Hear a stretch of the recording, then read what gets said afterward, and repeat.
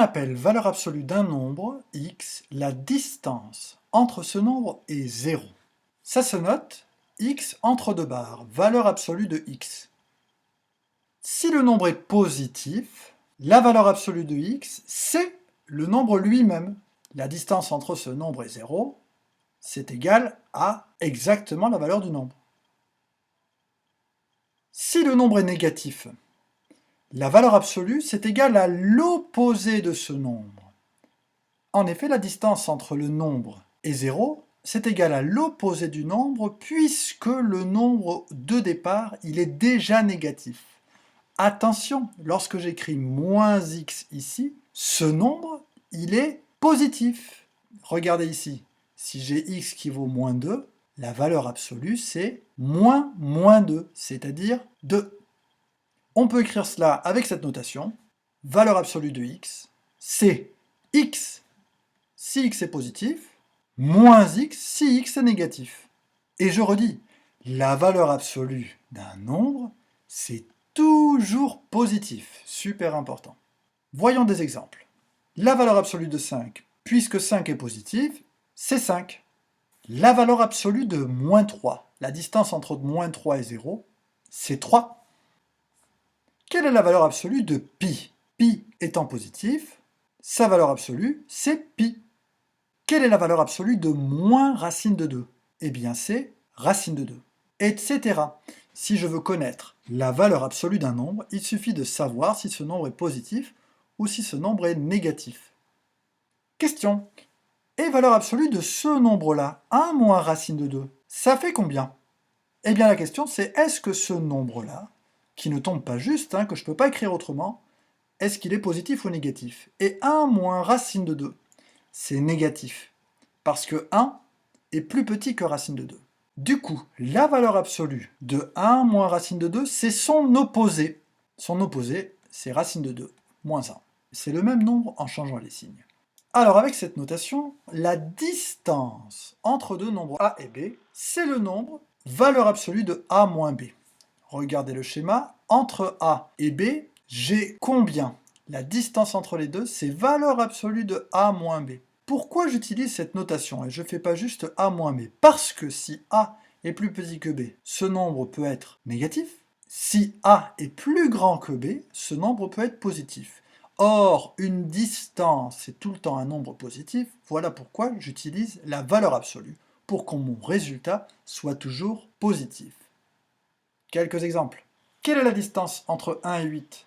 De tête, je pense que vous allez me dire c'est 7. Eh bien oui, la distance entre 1 et 8, c'est valeur absolue de 1 moins 8, valeur absolue de moins 7, ça fait 7. Quelle est la distance entre moins 2 et moins 4? Je pense que de tête, vous allez me dire aussi qu'entre moins 2 et moins 4, il y a 2. Ça marche aussi avec le calcul. Valeur absolue de moins 2 moins 4, ça fait valeur absolue de moins 2 plus 4, c'est-à-dire valeur absolue de 2, c'est-à-dire 2. Je rappelle que la valeur absolue d'un nombre, c'est le nombre en positif. S'il est négatif, en positif. S'il est positif, je le laisse positif. Nous avons la propriété suivante.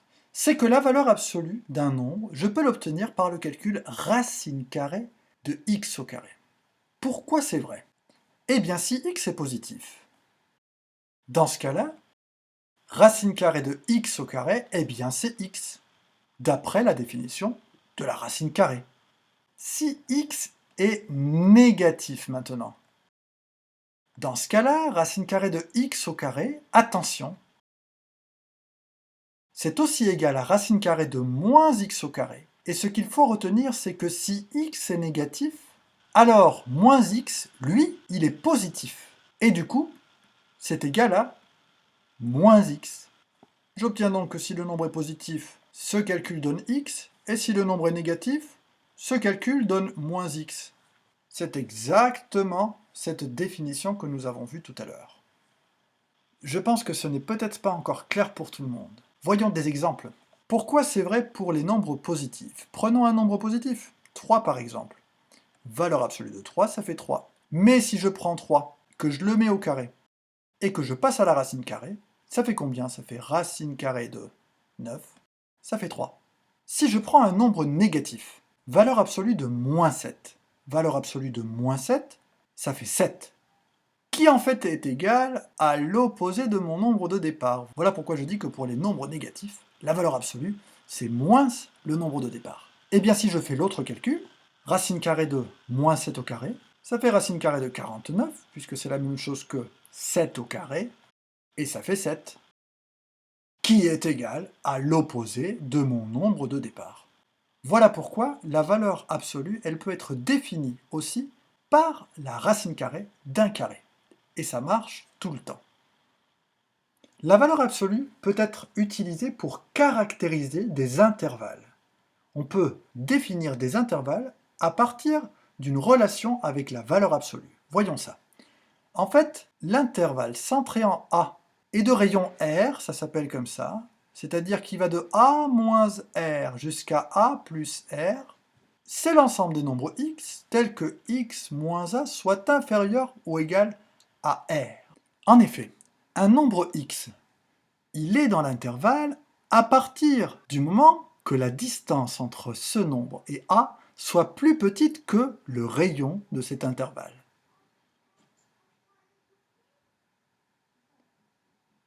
Et de la même façon, un nombre est plus dans l'intervalle à partir du moment que la distance entre ce nombre et le centre de l'intervalle soit plus grande que le rayon. Voilà pourquoi j'ai cette relation qui me permet de définir des intervalles. Faisons des exemples. Cette relation, ça correspond à quel intervalle?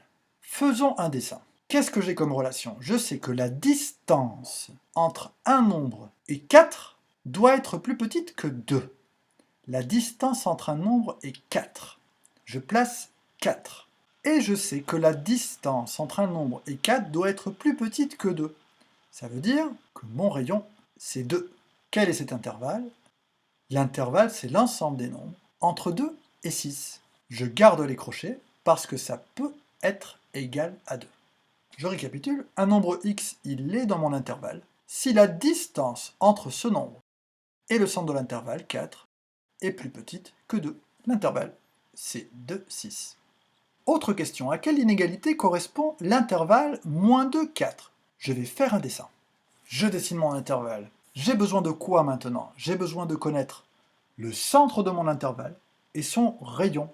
Le centre, c'est le nombre exactement entre moins 2 et 4. Je fais la moyenne. Moins 2 plus 4 divisé par 2, ça fait 1. Pile poil entre moins 2 et 4, j'ai 1. Et ensuite, j'ai besoin du rayon. Le rayon de mon intervalle ici, c'est 3.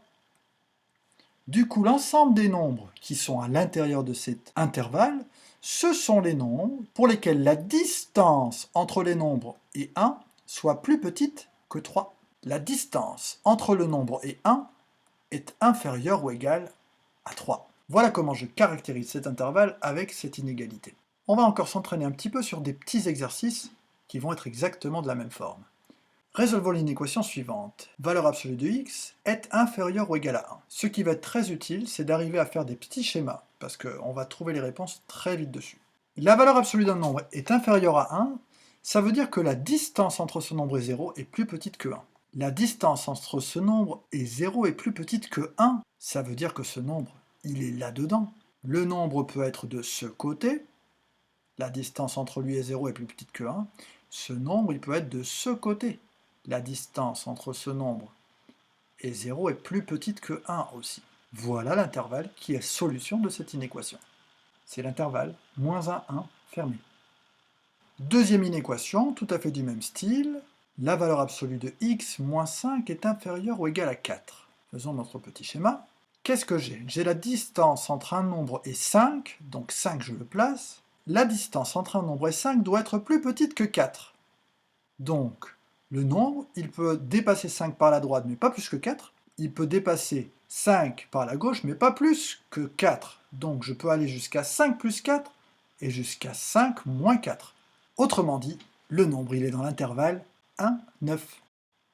Résolvons cette équation. Attention, c'est une équation. Quand est-ce que la valeur absolue de x moins 3 est vraiment exactement égale à 4,5? Allez, un petit schéma. Qu'est-ce que j'ai? J'ai un nombre dont la distance par rapport à 3, donc je place 3. La distance entre ce nombre et 3, doit être exactement 4,5. Ça veut dire que entre 3 et ce nombre, j'ai 4,5. En fait, j'ai deux possibilités. Soit ce nombre-là qui vaut moins 1,5, soit ce nombre-là qui vaut 7,5. Et en fait, je n'ai que deux solutions. Les nombres moins 1,5 et 7,5. Un petit dernier, on va résoudre une équation qui ressemble. X plus 2 en valeur absolue doit être égal à 3. Je fais ma droite des réels. Attention, c'est la distance entre x et quoi? X plus 2, je peux l'écrire comme x moins moins 2. D'accord? Donc en fait, c'est la distance entre x et moins 2 qui doit être égale à 3. Je place moins 2 et je cherche les nombres qui sont exactement à une distance 3 de moins 2. Par la gauche ou par la droite. J'ai deux nombres qui marchent, j'ai moins 5 et j'ai 1. Et j'ai exactement deux solutions. Les solutions sont moins 5 et 1. Bon travail sur la valeur absolue.